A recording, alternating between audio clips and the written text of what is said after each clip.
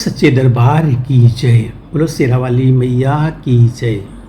व्यास जी बोले, पवित्र अंतःकरण वाले राजा सुबाहु कन्या की बात सुनकर राजाओं के पास जाकर बोले, हे महाराजाओं, आप लोग इस समय अपने अपने शिविर में जाएं।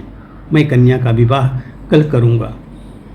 आप लोग मुझ पर कृपा करके मेरे द्वारा अर्पित की गई भोज्य वस्तुएं स्वीकार करें। अब यह विवाह कार्य कल पुनः इसी स्वयंवर मंडप में होगा। हम सब मिलकर उसे संपन्न करेंगे। हे नृपतिगण, आज मेरी पुत्री मंडप में नहीं आ रही है, मैं क्या करूं? कल प्रातः पुत्री को समझा बुझाकर अवश्य लाऊंगा। अब सभी राजागण अपने अपने शिविर में चलें। बुद्धिमानों को अपने आश्रित जनों के प्रति विरोधाभास नहीं रखना चाहिए और अपनी संतान पर तो निरंतर विशेष कृपा करनी चाहिए। हे नृपगण, प्रातःकाल समझा बुझाकर मैं अपनी पुत्री को यहाँ ले आऊँगा। इस समय आप लोग जाएं। मैं इच्छा स्वयंवर की बात को भली भांति सोचकर प्रातः कन्या का विवाह कर दूंगा। एक बात, सभी राजाओं के उपस्थित हो जाने पर सबकी सम्मति से स्वयंवर का कार्य संपन्न होगा। सुबाहु की वाणी सुनकर सभी राजागण उसे सच मानकर अपने अपने शिविरों में चले गए और नगर के आसपास रक्षा का सम्यक प्रबंध करके वह मध्याह्न काल की क्रियाओं में संलग्न हो गए। उधर राजा सुबाहु भी शेष जनों के साथ अपने अंतःपुर के एक गुप्त स्थान में अपनी पुत्री को बुलाकर वरिष्ठ वैदिक पुरोहितों द्वारा विवाह कृत्य संपन्न करने का प्रयत्न करने लगे। वर को स्नान आदि कर्म कराकर उसे विवाह के योग्य वस्त्र आभूषण पहनाकर उसे वेदी रचित गृह में ले आकर राजा सुबाहु ने उसका पूजन किया। वर को विष्टर, आचमन, अर्घ्य, 2 वस्त्र, गौ और 2 कुंडल विधिवत प्रदान करके महामनस्वी राजा सुबाहु ने कन्यादान कर दिया। उदार हृदय वाले सुदर्शन ने भी सभी वस्तुएं स्वीकार कर ली। अब मनोरमा की चिंता दूर हो गई।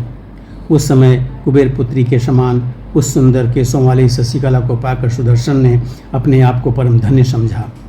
उस समय आनंदित एवं निर्भीक सभी मंत्री राजा द्वारा आभूषण तथा वस्त्र देकर सम्यक रूप से पूजित श्रेष्ठ वर सुदर्शन को कौतुक मंडप में ले गए। तदनंतर विधि की जानकार स्त्रियां राजकुमारी को वस्त्राभूषणों से विधिवत सुसज्जित करके उसे सुंदर पालकी में बिठाकर चौकोर वेदी के युक्त मंडप में वर के पास ले गईं।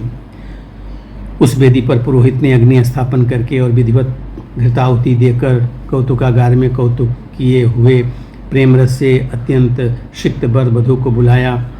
उन दोनों ने विधिवत लाजा होम करने के बाद अग्नि की प्रदक्षिणा करके अपने अपने कुल तथा गोत्र की समस्त रीतियां संपन्न की।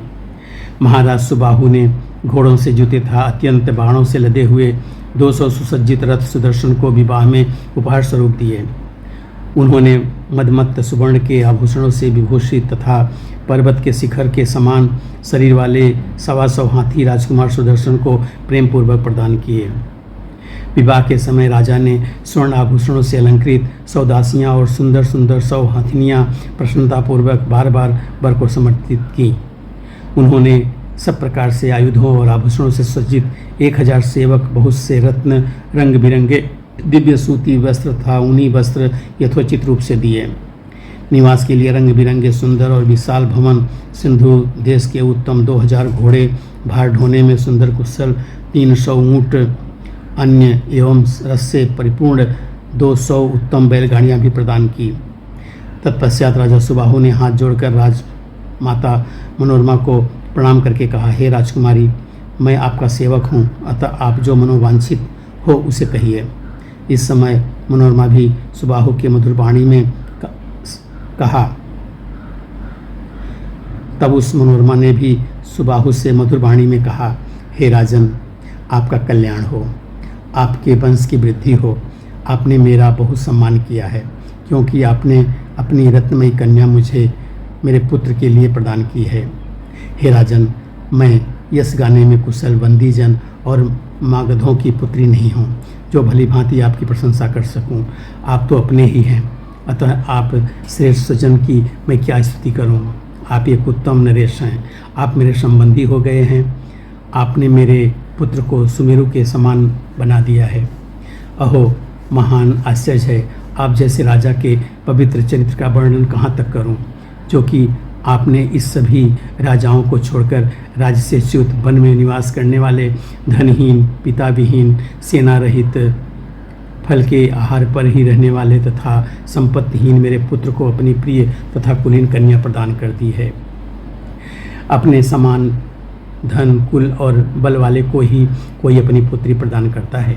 हे राजन, आपको छोड़कर कोई भी राजा मेरे धनहीन पुत्र को अपनी गुण संपन्न पुत्री नहीं दे सकता।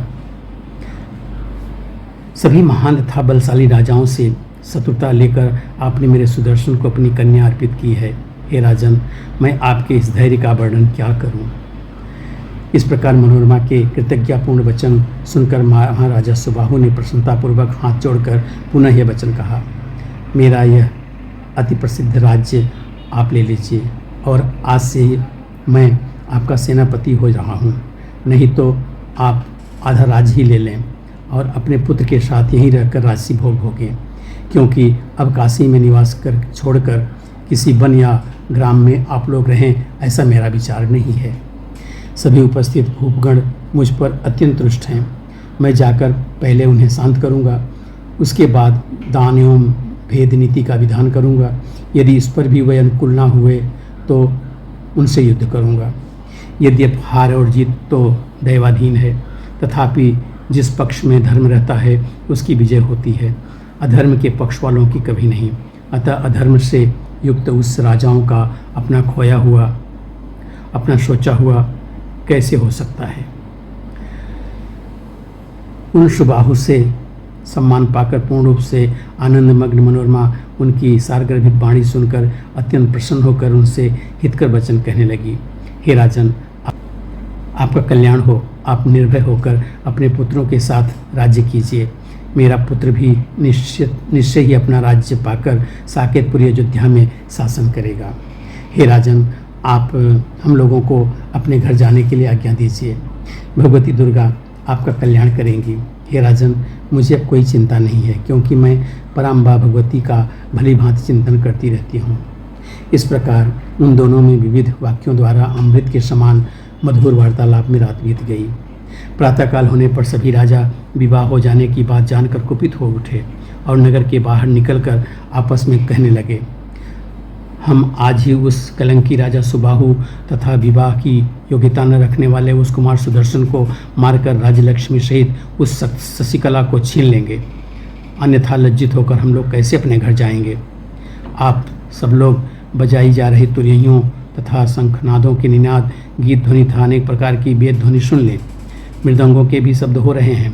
हम लोग तो ऐसा मानते हैं कि राजा सुबाहु ने विवाह संपन्न कर दिया है।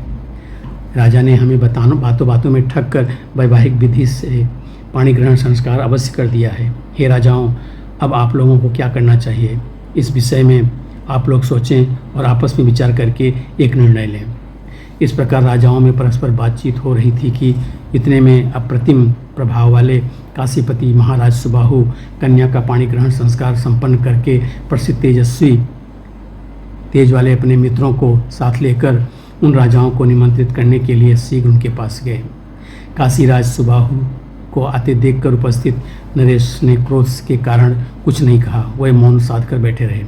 राजा सुबाहु उनके पास जाकर हाथ जोड़कर प्रणाम करके कहने लगे कि आप सभी राजागण भोजन करने के लिए मेरे घर पधारें। कन्या ने तो उस राजकुमार सुदर्शन का पति रूप में वर्णन कर लिया है। मैं इस विषय में अच्छा बुरा क्या कह सकता हूँ। आप लोग शांत हो जाएं, क्योंकि महान लोग दयालु होते हैं। राजा सुबाहु की बात सुनकर सभी राजा क्रोध से तमतमा उठे। उन्होंने कहा, राजन, हम लोग भोजन कर चुके, अब आप अपने घर जाइए। आपको जो अच्छा लगे उसे आपने कर लिया, जो कार्य शेष है उन सबको भी आप जाकर कर लीजिए। अब सभी राजागण अपने अपने घर चले जाएंगे, सुबह क्या कर डालेंगे। ये राजा सुबाहु के चले जाने पर उन नरेशों ने यह निश्चय किया कि अब हम लोग मार्ग रोक कर सुदर्शन को मारकर कन्या को छीन लेंगे। उनमें से कुछ राजाओं ने कहा, अरे उस राजकुमार सुदर्शन ने हमारा क्या बैर, हमने यहाँ का सब कौतुक देख लिया, अब हम जैसे आए थे वैसे ही घर लौट चलें। ऐसा कहकर वह सब विरोधी राजागण मार्ग रोक कर खड़े हो गए और राजा सुबाहु अपने भवन पहुंचकर आगे के कृत्य संपादित करने लग गए। यहाँ पे तृतीय स्कंद का 22वां अध्याय पूरा होता है। बोलो शेरा वाली मैया की जय।